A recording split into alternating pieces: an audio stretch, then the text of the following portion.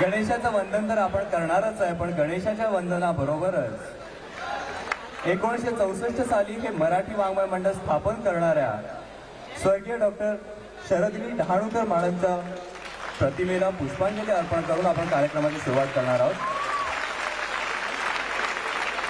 आजच्या आपल्या कार्यक्रमासाठी डोंबिवलीवरून खास डॉक्टर पुणतांबेकर इथे आलेले आहेत.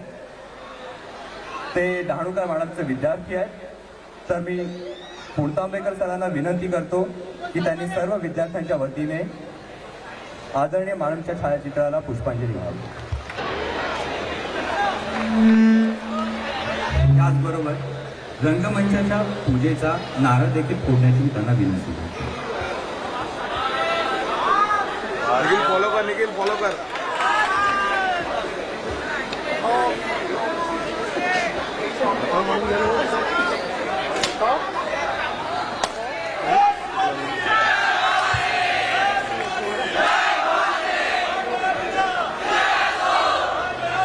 तळपाय खाजवल्यामुळं किंवा गुदगुला केल्यामुळं लोकांच्या हसून हसून लोक बेजार झालेले आहेत. त्याचप्रमाणे काही जणांना अचानक धनप्राप्ती झाल्यामुळे लोकांना हर्षवायू झालेला आहे. दारावरचे स्वयंसेवक समोर हडबैरी आला तरी सुद्धा नमस्कार या असं म्हणून त्याचं खोटंच हसून स्वागत करतायत. तर पोलिसांनी इथली गर्दी पांगवण्यासाठी वापरलेला लाफिंग गॅस नाकातोंडात गेल्यामुळे लोकांची हसण्यासारखी परिस्थिती निर्माण झालेली आहे. तरी सुद्धा आमचा प्रयत्न मात्र केवळ विनोद निर्मितीतून हास्योत्पत्ती करण्याचा आहे. आता टवाळा आवडे विनोद किंवा माणसाची संस्कृती जितकी उच्च तितकी त्याची हास्य अप्रकट करण्याचा खटाटोप जास्त असा जर आपला समज झाला असेल तर आपण स्थूल आहात असं आम्हाला स्वतःला पटवून देऊ. तर मग तयार आहात ना विनोदाच्या या डोहात डुंबायला? सादर करत आहोत मराठी साहित्यावर कायमचा ठसा उमटवणाऱ्या थोर साहित्यिकांच्या विनोदी आविष्काराची अपूर्वाई, विनोदाचे डोही, हास्य तरंग. एक विनम्र सूचना,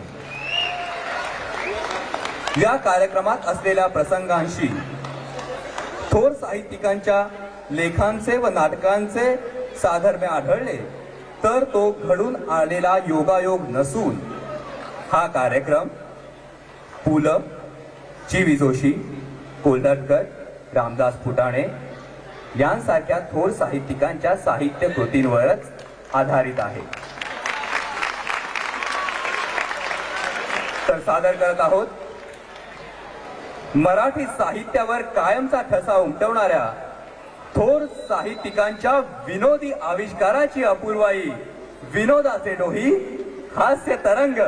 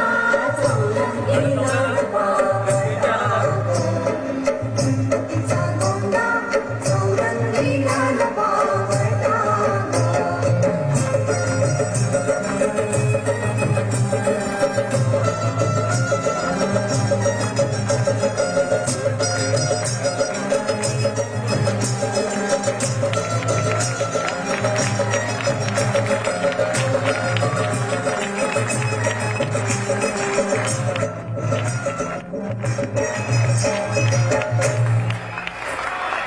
याच्यावर होता, झेंडा होता. मध्ये मध्ये झालं.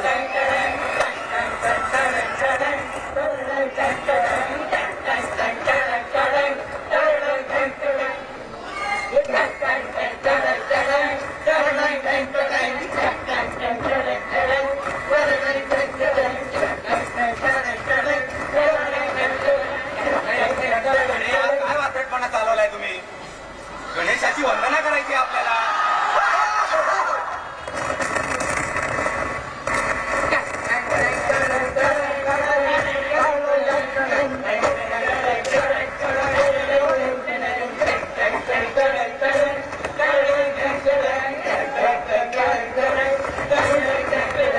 काय करताय काय तुम्ही लोक? गणेशाची वंदना करायची आपल्याला. हे काय चालवलं आहे? आणि पळताय काय असं वेड्यासारखं? अरे शुभ कार्याची सुरुवात करायची आपल्याला, मग गणेशाचं वंदन करायला नको? ते काय आम्हाला जमणार नाही. कारण श्री गणेशा शिकण्याआधी आम्ही शिव्याच लवकर शिकलो. घराचा अंबटा ओलांडला की रस्त्यावर, नदीच्या घाटावर आणि बाजारपेठेत शिव्यांच्या क्षणा झालेल्या असतात. कारण 50-55 वर्षापूर्वी आम्ही लहान मुलं फार वाचत होतो. आणि ही तरुण माणसं फार इथट होती. प्रौढ माणसं फारच फाजील होती. म्हातारी माणसं होती पक्ष होती. सर्व समाजात मुली अश्लील होता. पण हे त्यावेळेस कोणी कबूल केलं नसतं. आणि आजही ते कोणी कबूल करणार नाही. कारण त्यासाठी धैर्य लागतं, प्रामाणिकपणा लागतो. एक तुझ्या एक नाही, 4-2 शिव्या दिल्यातून एकमेकांशी बोलण्याची सवय नव्हती. म्हणूनच नावाने किंवा आडनावाने एकमेकांना हाक मारायची सवय नव्हती. प्रत्येक संबोधन हे जन्मस्थानाला अनुलक्षून असे. त्यामुळं दिवसातनं 10 वेळा तरी सर्व नातेवाईकांच्या नावांची उजळणी व्हायची. माकड हा माणसाचा पूर्वज आहे असं डार्विनचं मत. तरी सुद्धा घोडा हाच प्राणी माणसाला जवळचा. म्हणून शिवी साहित्याचा मत्ता जवळजवळ घोडा ह्या प्राण्याने मिळवलेला आहे. शिमग्याच्या सणात गावातल्या सर्व आगाऊ मित्रांच्या शिवी संग्रहाची सालाबाद उजळणीवर तपासणी व्हायची. अंगात फाटके कपडे घातलेले, छातीवर बटाट्याचे शिक्के, सर्व आता चिखलाने वाचलेले आणि कपाळावरती गुलाल फासलेले.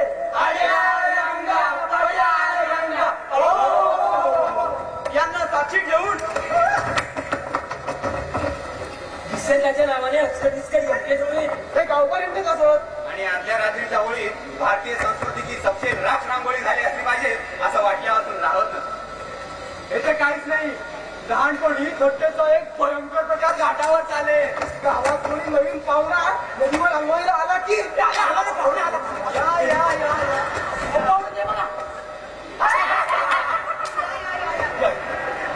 हे बघा, आमच्या गावचा असं ते म्हणतात की या गावच्या नदीच्या पडता बुडीवरून बाहेर आलं की तुम्हाला घोडा हा शब्द उच्चारता येणार नाही मुली. असं कसं? तुम्हाला पटत नसेल तर बुडीवरून पाहा ना, मग ते समजेल तुम्हाला. पाहतो. तुझ्या आईचा नवरा कोण? हे मूळ प्रश्नाचं एकदम सभ्य रूप होय. तुझ्या आईचा नवरा कोण? घोडा. घोडा तुम्ही म्हटलं, पण रेडा काही तुम्हाला म्हणता येत नाही. काय म्हणता येतो? पहा तुम्ही. तुझ्या आईचा नवरा कोण? रेडा. आता एकदा गाडा होऊन जाऊ द्या म्हणजे झालं. बरं. तुझ्या आईचा नवरा कोण? गाढव. आमच्या गावात येऊन इतक्या जनावरांची नावं घेणारे तुम्ही पहिलेच. हे सर्टिफिकेट द्या सर, सर्टिफिकेट द्या. अरे पण गाडव घोडा की रेडा? घोडा रेडा गाडव टिक टिक. घोडा रेडा गाडव टिक टिक. घोडा रेडा गाडव टिक टिक. असं काय पानकटासारखं वागता? शाळेत काय संस्कार झाले नाही वाटतं तुमच्यावर? संस्काराच्याच बोललोत का आम्ही? आमच्या पानसटपणाच्या डोलाला आमच्या हलकटपणाला बांधला गेलाय.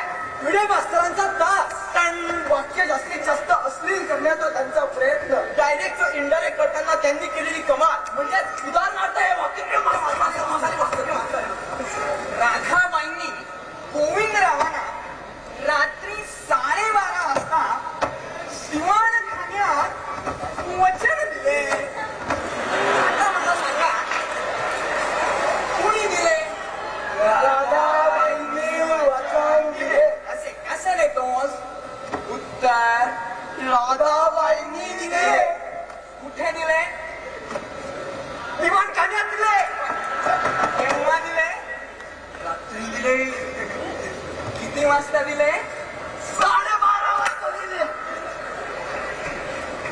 दिले गोविंदरावांना दिले आता काय दिले वचन दिले नाव राधाबाईच मे सर्व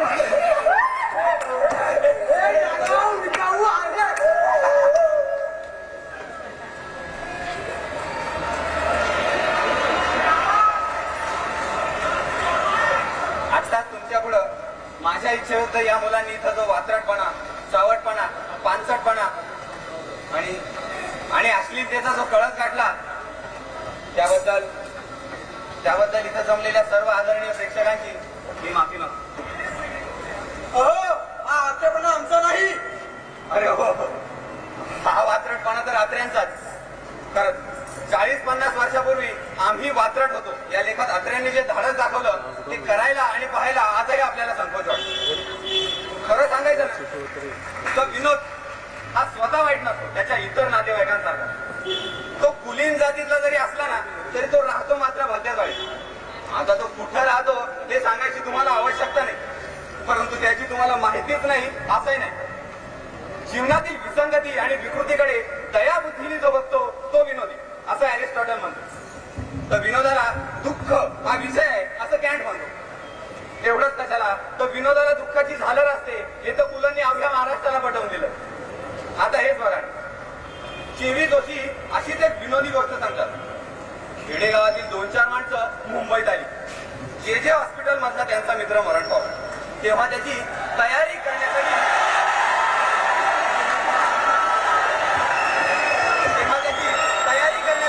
या लोकांनी पडकं मडकं बांबू वगैरे सर्व सामान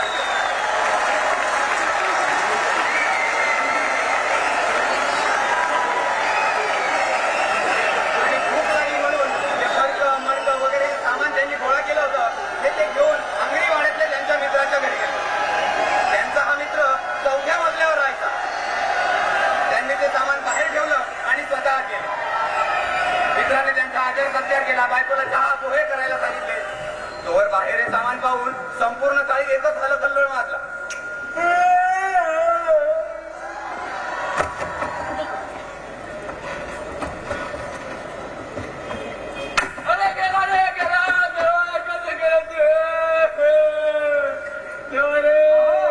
काय झालं काय कल्पना नाही बुवा गेला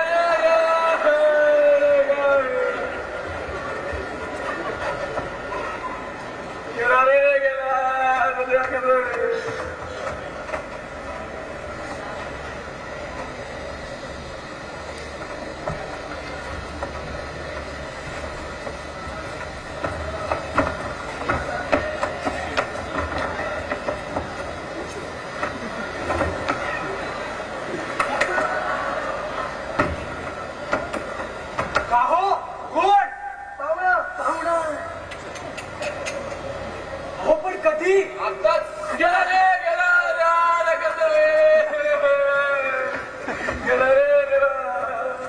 हा प्रसंग घडला तेव्हा विनोद झाला असेलच असं नाही, पण तो पाहताना आणि ऐकताना आज आपल्याला नक्कीच साजा पितो. गेल्या महिन्याच्या आरंभापासून आमच्या गावात रोज नवे नवे चेहरे दिसायला लागले. या साऱ्या चेहऱ्यांचं बहुधा एकच ओळख, काळा वर्ण, राठ केस, गाल वर आलेले, मानात जाड आखूड आणि दृष्टी चंचल. पहिल्यांदा तर या आगंतुक पाहुण्यांचा आम्हाला उमजच पडेल व त्यांच्या ठाव ठिकाणाचाही पत्ता लागेल. पण ते आमच्या गावात येण्याला आणि गावातील चोऱ्यांची संख्या वाढण्याला एकच गाठ पडली. लवकरच आम्ही असा निष्कर्ष काढला की या साऱ्या महात्म्यांचा कटाक्ष गावाच्या समृद्धीवर असून गावकऱ्यांना आपल्या मालमत्तेसंदर्भात अधिक दक्षता शिकवण्याच्या उच्च हेतूनेच हे लोक इथं आले असावे. संगतीचा महिमा केवढा असतो का? हे म्हणजे जोपर्यंत आमच्या गावातील चोरांची संख्या कमी होती तोपर्यंत गावकऱ्यांची नीतिमत्ता खाली होती. पण हळूहळू चोरांची संख्या वाढायला लागली तेव्हा ते यजमान आणि आम्ही पाहुणे म्हणून शोभायला लागलो आणि आमच्या सावपणाची आम्हाला लाल वाटायला लागली. सुरुवातीला चोर फक्त गावकऱ्यांची चोरी करत, पण पुढे पुढे चोरच आपापसात चोरी करायला लागले. मग आमची नीतिमत्ता तरी किती दिवस शाबूत राहणार? मूर्खांच्या संगतीत शहाणपणालाही मूर्खपणाचं रूप येतं. याचप्रमाणे आम्ही देखील चौरे कर्माला लागलो. सुरुवातीच्या आमच्या चोऱ्या अल्प स्वल्पच असायच्या. नाही म्हणजे असं की समजा एखादा चोर जवळून गेला की आम्ही नुसतंच अंग चोरायचो. चोरी करायला लागली. म्हणजे एका पेटीतील पैसे काढावे, दुसऱ्या पेटीत लपवावे आणि दुसऱ्या पेटीतील दागिने पहिल्या पेटीत जडवावे. आणि हे करत असताना कोणी पाहत तर नाही ना, हे सबळ दृष्टीने पाहावे. पुढे पुढे आमची हिंमत वाढली आणि एकदा शेजारच्या बंडूनानाचा फाटका जोड आम्ही पळवून आणला. या बंडूनानांनाही माझ्याप्रमाणे चोरीची सवय जडू काढली होती. त्यामुळे फाटका जोड मूळचा माझा नसून चोरीच्या लहरीत त्यांनी पळवला हे माझ्या मागावर लक्षात आलं. हळूहळू असे करता करता संपूर्ण गावात चोर बनला आणि चोरीमुळे कोणाचं विशेष नुकसान होईल असं झालं. हे म्हणजे असं की समजा एखाद्याने दुसऱ्याचं पागोटं पळवलं तर दुसऱ्याने पहिल्याचा रुमाल पळवावा आणि पिट्टम फाट करून घ्यावी. पण का हो, हे इतके चोर आपल्या गावात किती दिवस मुक्काम ठेवणार? त्याची काही कल्पना नाही, पण लवकरच आपल्या गावात चोरांचे मोठे संमेलन होणार असून त्यासाठी हिंदुस्थानातल्या सर्व भागाने चोर, भांडे, उचले, दरोडेखोर वगैरे शांतता लोक आपले प्रतिनिधी पाठवणार. पण संमेलनाच्या बैठकीचा मान आपल्याच गावात मिळण्याचं कारण काय? आता काय राव, हा, आपलं गाव पडलं हिंदुस्थानाच्या मध्यभागी, बरोबर आहे. तेव्हा उत्तरेकडून आणि दक्षिणेकडून चोरांना येणं सहीस्कर आणि पैशांनी पळून जाणं बी सहीस्कर. अरे वा वा वा, काही म्हणजे चोरांचं का होईना पहिलं संमेलन आपल्या गावात बनलं. म्हणजे आता मोठ्या शहरांचा हेवा करायला नको. अरे आजकाल मुंबईच्या सोनेरी डोईच्या नाही का? अरे उद्या तर म्हणजे दिल्लीच्या सोन्यांचं मुख्य येणार आहे आणि परवा पुणेरी भामट्यांचं पथक येणार आहे. आणि मंडपाचं व्यवस्थित दादाचं कामकाज जोरात चाललंय. बंडू ना, तुमची शेंडी कोणी पळवली? पागोटी लुप्त झाली तेव्हा मंडपाची झालर बनवण्याचं काम सुरू झालं असावं असा आम्ही तर्क केला. पण शेंडीचं काय? त्याचं काय तात्या, हा. तुमच्या रुमालाची निवडणूक झाली मंडपाच्या मस्तकावर. वाईट वाटून घेऊ नका, पण तुमच्या रुमालावर पडलेले तंबाखूचे डाग, विड्याचे चट्टे झळकतायत मंडपाच्या दुसऱ्या बाजूला. पण बंडू ना, शेंडीचं काय? सापडले सापडले, दादांची शेंडी सापडली, सापडले सापडले. कुठे सापडली? मंडपाच्या दारावरची बोकडाचं चित्र लावलं त्याच्या दाढीला. सापडले सापडले, दादांची शेंडी सापडले सापडले.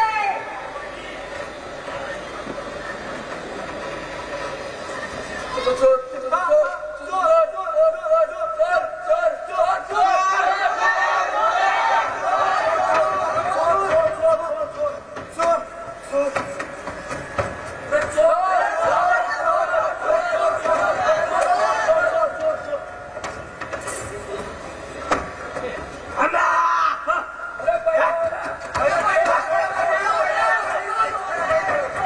बाबू काय झालं? बैल बैल चोरला. काही सुरू केला? हो, आवाज.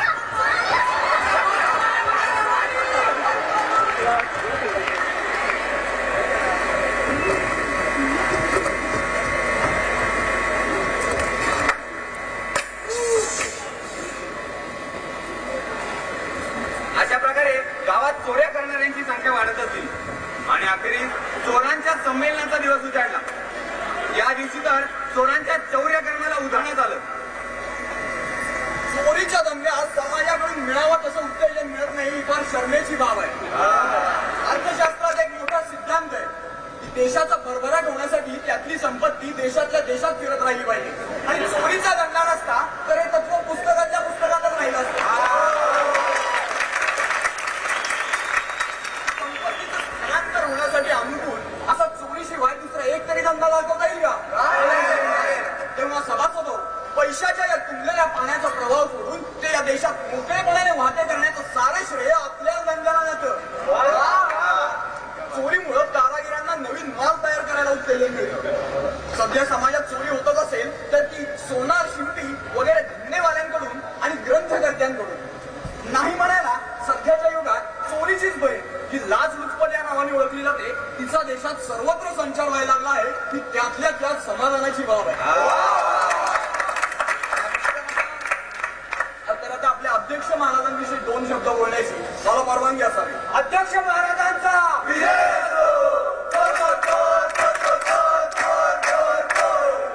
त्यांची स्तुती स्तोत्र गाण्याचा माझा बिलकुल उद्देश नाही, कारण त्यांच्या गुणांचं वर्णन जर मी लिहू लागलो तर त्यासाठी पुरेसे कागद आणि शाई या 2 जिन्सांची चोरीच मला जन्मभर करत बसावी लागेल.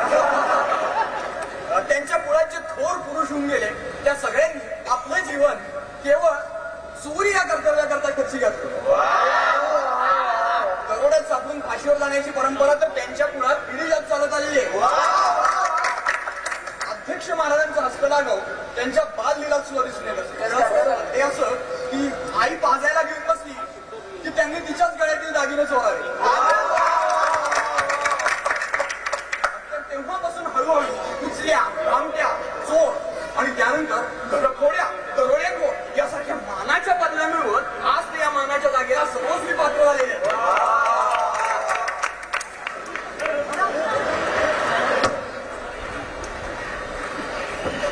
तर आपल्या जुन्या अध्यक्ष महाराजांची चोरी म्हणून त्यांच्या जागी नवीन अध्यक्ष महाराज आले. जय अध्यक्ष महाराजांचा.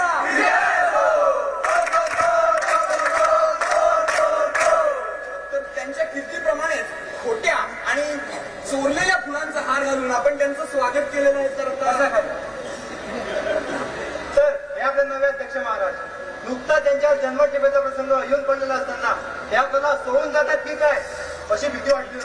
पण त्यांच्या वकिलांच्या परिश्रमामुळे हे सुखरूप बचावले. आणि विशेष अभिमानाची गोष्ट ही की साहेबांनी खुश होऊन वकील साहेबांना जे 50,000 रुपये बक्षीस दिले ते साहेबांनी वकील साहेबांच्याच घरी चोरी करून मिळवले होते. तर चोरी असे प्रावीण्य संपलेले अध्यक्ष आपणास लाभले त्याबद्दल मी त्यांचा आभारी आहे.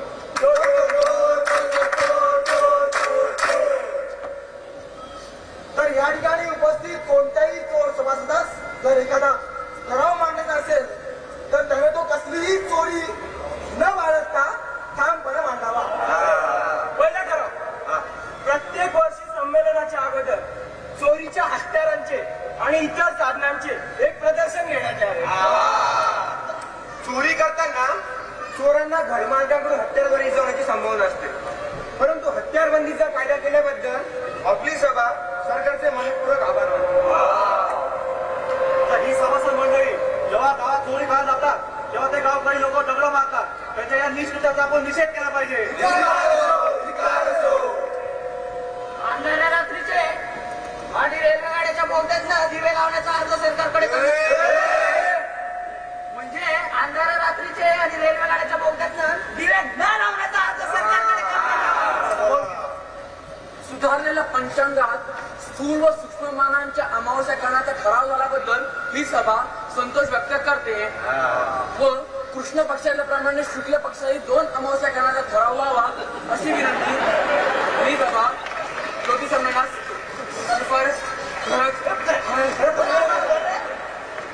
माझं म्हणणं आहे की आपण स्वदेशीचा पुरस्कार केला पाहिजे. नाही म्हणजे चोरीसाठी लागणारी हत्यारं, कुऱ्हाड, कानद, तोरी ही स्वदेशीच वापरायची. परदेशी मालावर बहिष्कार टाका. यापुढे चोरी करायची ती आपल्याच रहिवाशांची करायची. परदेशी लोकांची, गोऱ्या लोकांची आणि घुसखोरांची अजिबात करायची नाही. आपली ही सभा एकमताने मद्यपानाचा विरोध करते. म्हणजे दारू पिऊन चोरी केली की चोरीला यश येत नाही ना. पण चोरी केल्यावर दारू प्यायला हरकत नाही. चोर आणि ग्रंथकार या उभयतांचा हेतू अर्थचौर्याचाच असल्यामुळं त्या दोघांचंही संमेलन एकत्र घेण्यात यावं अशी ग्रंथकारांच्या संमेलनाला विनंती करण्यात यावी. आता ज्यांना कोणाला सभेचा सभासद व्हायचा असेल त्यांनी कमीत कमी 10 घरी चोरी केली असल्याची शिफारस घर मालकांकडून आणायची आणि ती अर्जासोबत जोडायची. ज्यांना कोणाला कार्यकारी मंडळात प्रवेश करायचा असेल त्यांनी कमीत कमी एकदा तरी सरकारी तिजोरीवर दरोडा घातला असला पाहिजे. आणि ज्यांना कोणाला पुढच्या संमेलनाचा अध्यक्ष व्हायचा असेल त्यांनी कमीत कमी एकदा तरी फासावर लटकलं पाहिजे. तर सभासदांनो, लुटमारीचा ध्यास ठेवा, किसे का पाकिट मारा, एक चोरी एक दरोडा बाना आमचा एक, आम्ही सारे चोर, सारे आम्ही चोर, आम्ही सारे चोर, सारे आम्ही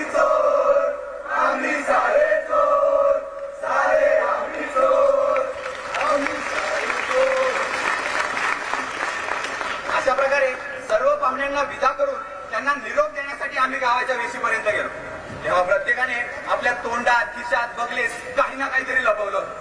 मग गावकऱ्यांना प्रेमालिंगन देता देता कित्येकांच्या अंगावरून हा माल खाली पडला. तेव्हा त्यांचे गळे दाटून आलेले आम्हाला दिसले. आता ते आमच्या विरामुळे होते की मालाच्या विरामुळे होते कुणास ठाऊक. अशा प्रकारे या सर्व पाहुण्यांना जड अंतःकरणाने व हलक्या खिशानीची निरोप देऊन आम्ही घरोघरी परतलो.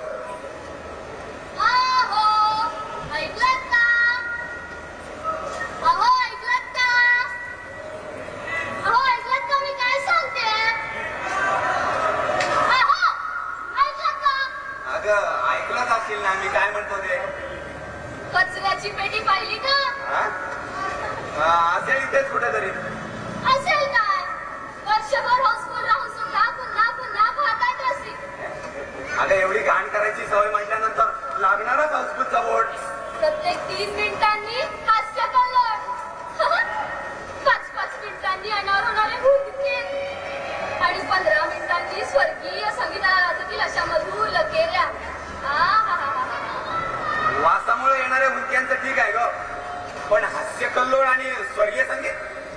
बाबा कचऱ्याची पेटी.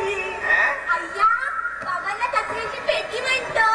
अहो, गावातल्या चित्रपटगृहात करू लागलाय. अच्छा, म्हणजे कचऱ्याची पेटी चित्रपट आहे तर. बाबा कचऱ्याची पेटी. चला चला. जाऊ, जाऊ, जाऊ, जाऊ, जाऊ. कचऱ्याची पेटी.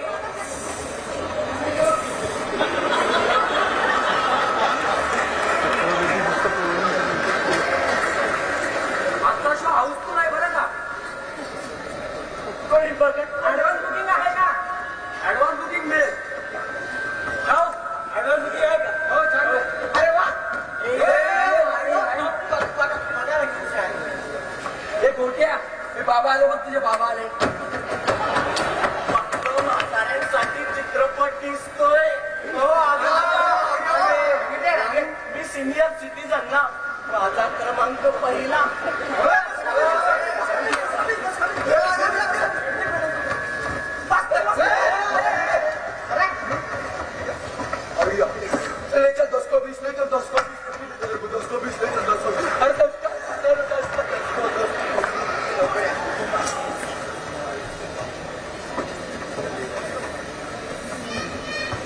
हा, आम्ही 3 लोक आलो आहोत आणि आम्हाला 6 तिकीट पाहिजे. सो सॉरी, काय? हा चित्रपट फक्त प्रौढांसाठी आहे. हा चित्रपट फक्त प्रौढांसाठी आहे, कारण हा ए वर्गाचा चित्रपट आहे. हे वर्गाचं चित्र म्हणजे काय? उलट ते तर सर्वात वरच्या प्रतीचं असल्यामुळे मुलांना ते पाहण्याची अवश्य परवानगी असली पाहिजे. हो, ए म्हणजे ऍडल्ट असा शब्द आहे तो. म्हणजे फक्त म्हाताऱ्यांसाठीचा चित्रपट. हातांमध्ये मुलांना सुद्धा. आणि बी वर्गातली चित्रपट फक्त बालकांकरिता, होय की नाही? नाही नाही, फक्त ए आणि यू असे 2 वर्ग असतात. काय होते टीचर? फक्त बालकांसाठी नाहीच वाटतं चित्रपट. नाही, सांगितलं ना तुम्हाला एकदा, हा फक्त म्हाताऱ्यांसाठीचा चित्रपट आहे. काय हो? काय गर्दी लावली आहे? मला तिकीट घ्या लवकर लवकर. किती वेळ काय सहन करायची?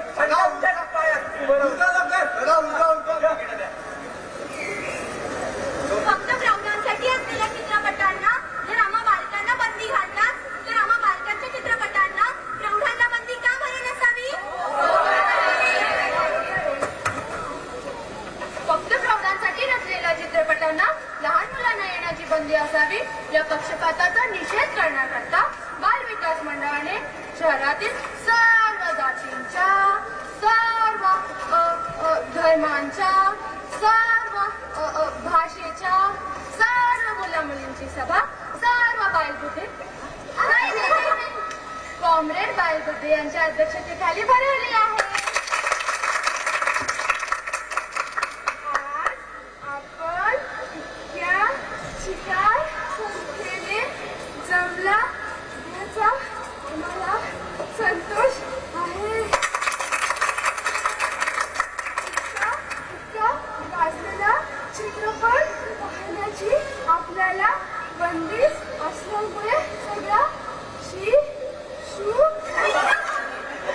शिशु वर्गाच्या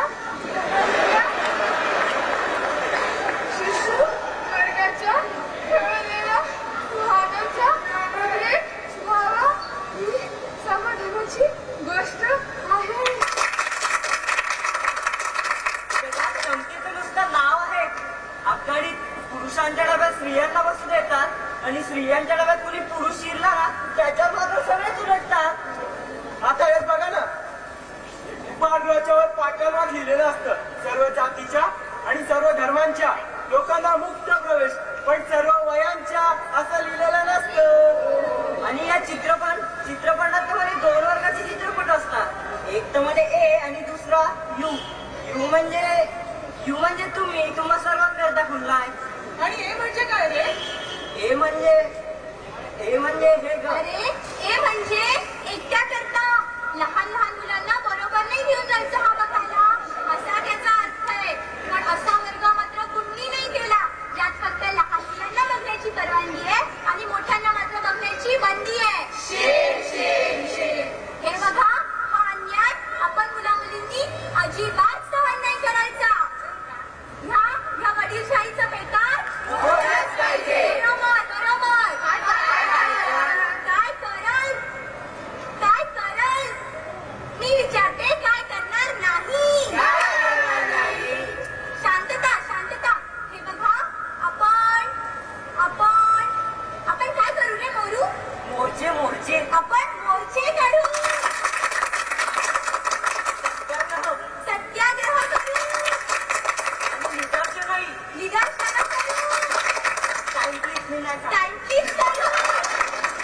काय रे मोरू? हे बघा, आपण सिनेमागृहासमोर निरोधन करू. बोला, कोण सामील आहे आमच्या निदर्शनात? चला तर मग. मुलांच्या सिनेमाला प्रौढांना बंदी घातलीच पाहिजे. प्रौढांचा विकार असो, बालकांचा विजय असो, मुलांच्या सिनेमाला प्रौढांना बंदी घातलीच पाहिजे. आजचा कार्यक्रम लहान मुलांचा आहे. मोठ्या माणसांनी तो पाहायचा नाही आणि मोठ्या माणसांना प्रवेशही नाही. तर बरं का बालमित्रांनो, तुम्हाला झुकझुक गाडीत बसायला आवडतं ना? आणि त्यात मामाच्या गावाला जायचं म्हणजे तर मज्जाच मज्जा, हो की नाही? मग याला आमच्या झुकझुक गाडीत बसायला.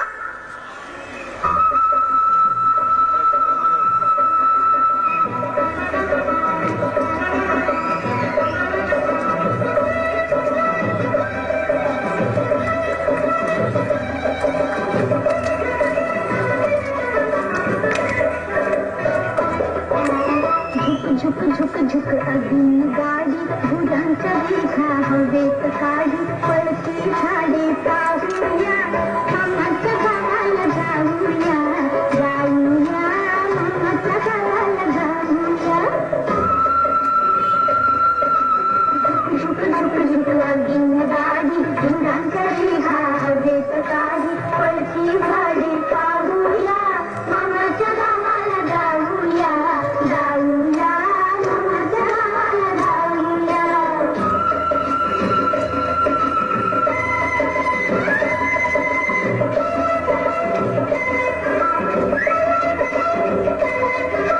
मामाचा गाव मोठा सोन्या चांदीचा पिठा, मामाचा गाव मोठा सोन्या चांदीचा पिठा, तुझा पाहून घेऊया मामाच्या गावाला जाऊया मामाच्या गावाला जाऊया.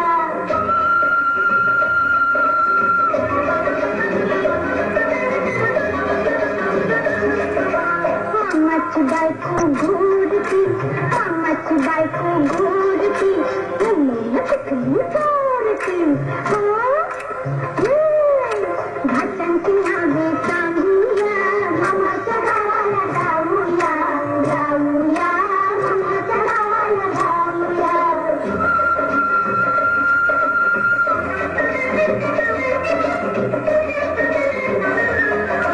मामाची बायको सुगरण, रोज पोळी शिकरण, मामाची बायको सुगरण, रोज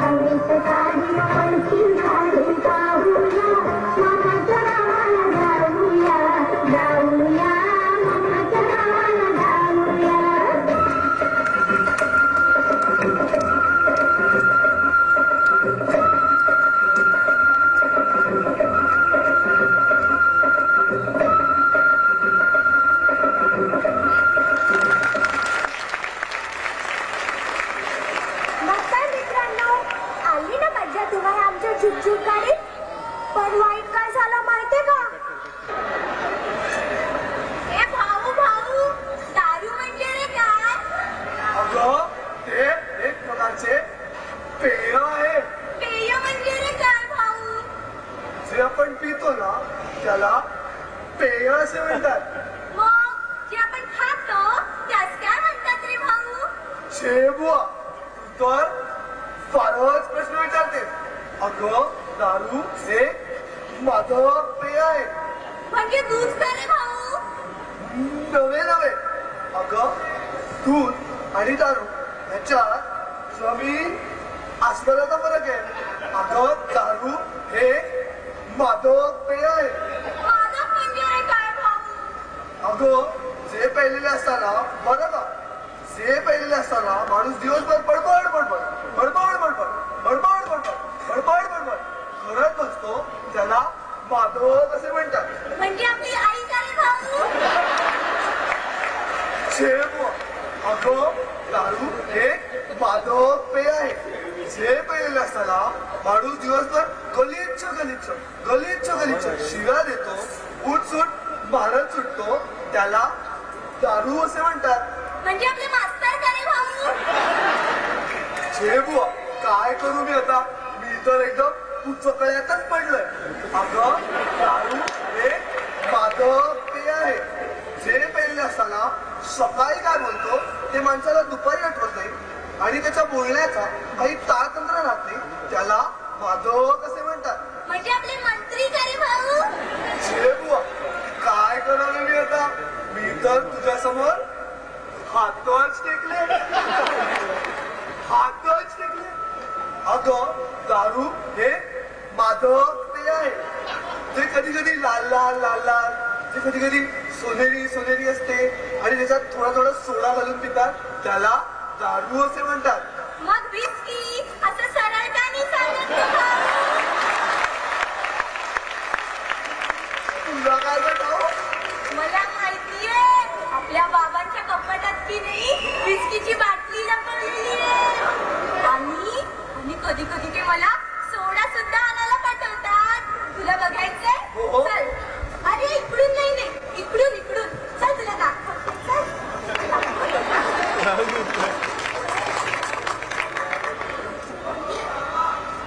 लोकांना वस्तू जरा जास्त झाल्या.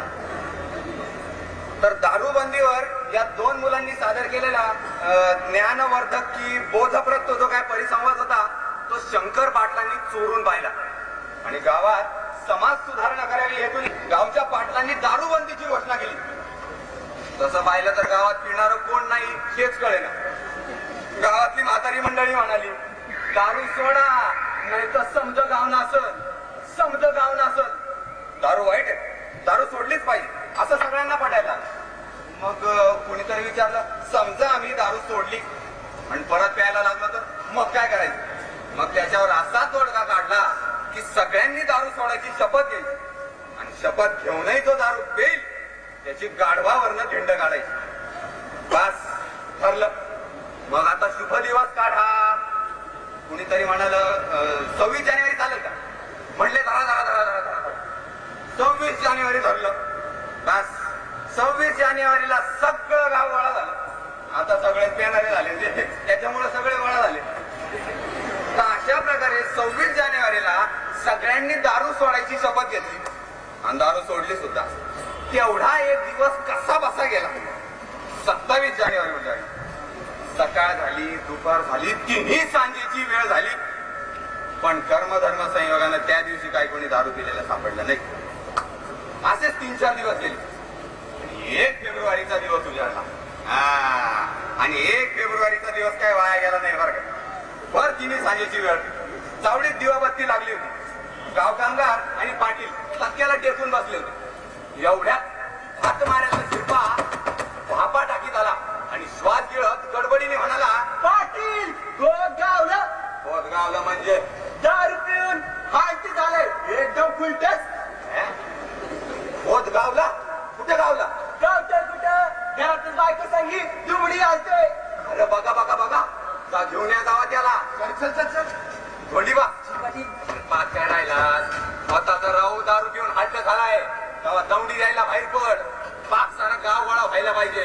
हा मनावर राव स्वतःची गाडवावरनं झेंडा काढायची हाय तेव्हा समल्यांनी चावडीवर जावा. सुट ऐका हो स्वतःचा राहू दारू पिऊन सांग हार झालाय हो. त्याची गाडवावरनं दिंड काढायची बाबा तेव्हा असेल तसं समद्यांनी चावडीवर जमा हो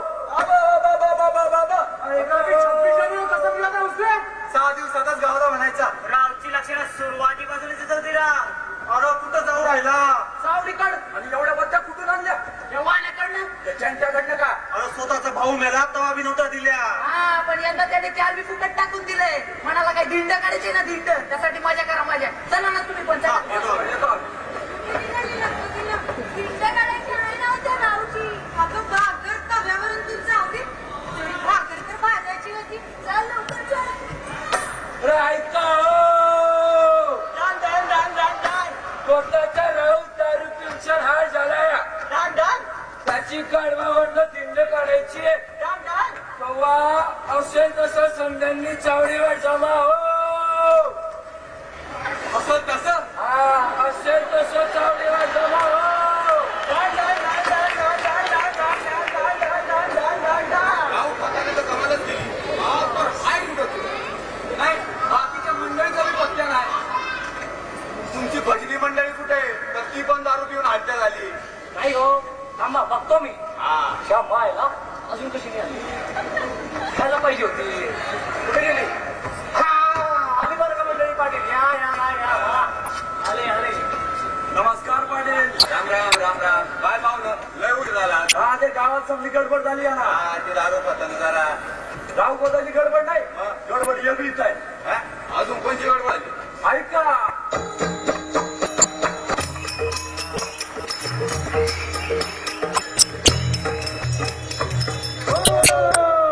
दाजीबाच्या वाड्यात गडबड झाली दाजीबाच्या वाड्यात गडबड झाली दाजीबाच्या वाड्यात गडबड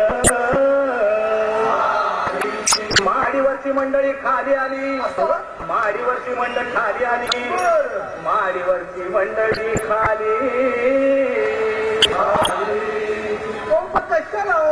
आली आली हो बाई आली आली हो माझा बाई आली आली हो माझा बाई आली आली हो माझा बाई आली माझा बाई आली हो माझा बाई आली आली हो माझा बाई आली आली हो माझा बाई आली आली हो माझा बाई आली आली हो माझा बाई भागाबाई पडली इरला योग बापय नवरा ठरिवला योग बापय नवरा ठरिवला नव पर त्याच्या तोंडाला नाचत नाही आली आली हो माझा बाई आली आली हो माझा बाई आली आली हो माझा बाई आली आली हो माझा बाई आली आली हो माझा बाई आली आली हो माझा बाई आली आली हो माझा बाई आली आली हो माझा बाई आली आली हो माझा बाई भागाबाई बसली हटून लग्नाला बसली नटून लग्नाला बसली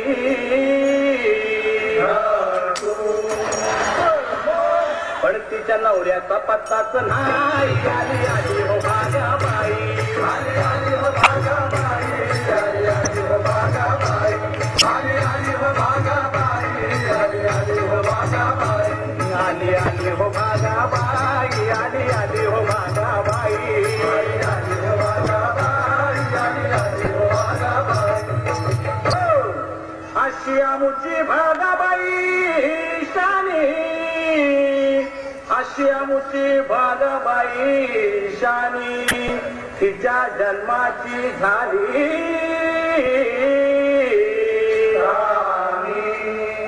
पण मोर काय मोर पाचोर एकलीच राई आली आली हो भागाबाई आली आली हो भागाबाई आली आली हो भागाबाई आली आली हो भागाबाई आली आली हो भागाबाई आली आली हो भागाबाई आली आली हो भागाबाई आली आली हो भागाबाई आली आली हो भागाबाई आली आली हो भागाबाई आली आली हो भागाबाई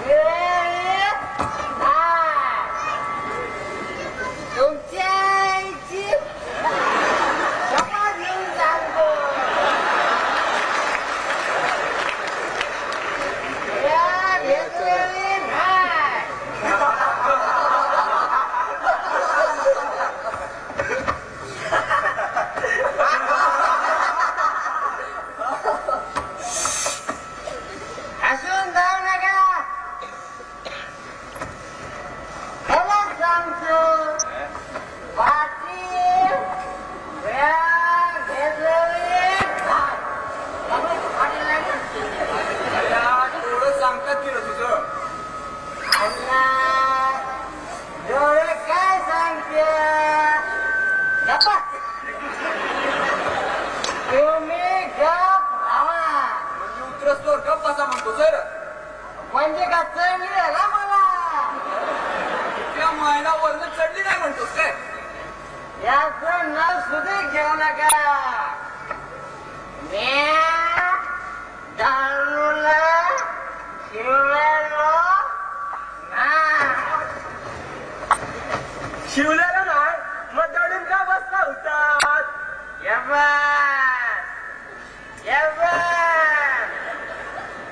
या दडून बसलो होतो. दडलं नसता तर माळ्यावर काय करायचं रे?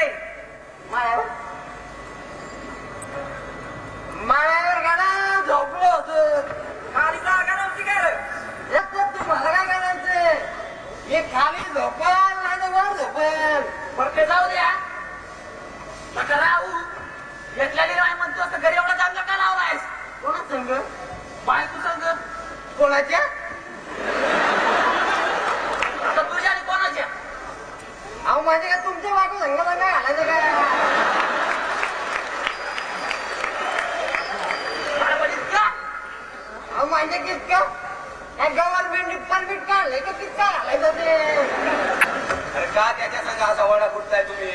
काय करावं पाटील? कबूल नाही की त्याला? कबूल नाही. तोंडाचा वास घ्या की त्याच्या. हा? कोणी आवाज येऊ नका. पाटील हे काय रीत झाली? जबान चावडी घाणायला लागलीये. भक्कर यायला लागले तुझ्या तोंडाचा. घाणायला लागली. येतोय वास येतोय. येणार रे. तुमच्या नाकात बसलाय वा. आता ते काय सुदीप आहे म्हणून त्याच्याशी बोलताय होय? तुझी समजायची तयारी आहे ना? हा गाडा कुठे घालू नका. उचलून ठेवा गाडवावर. गाडवावर बसतो. अन्याय झाला.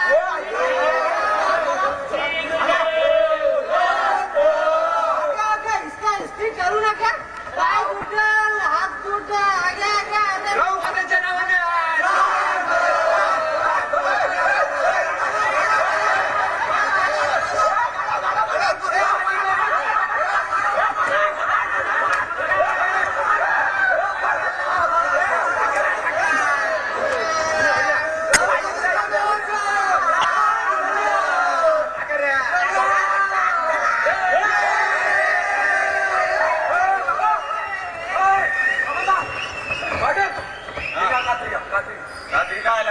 उद्घाटन करा. गायचं उद्घाटन. चांगली या कानापासून त्या कानापासून फ्रीज लावली. आपण फक्त कटिंग करायचं.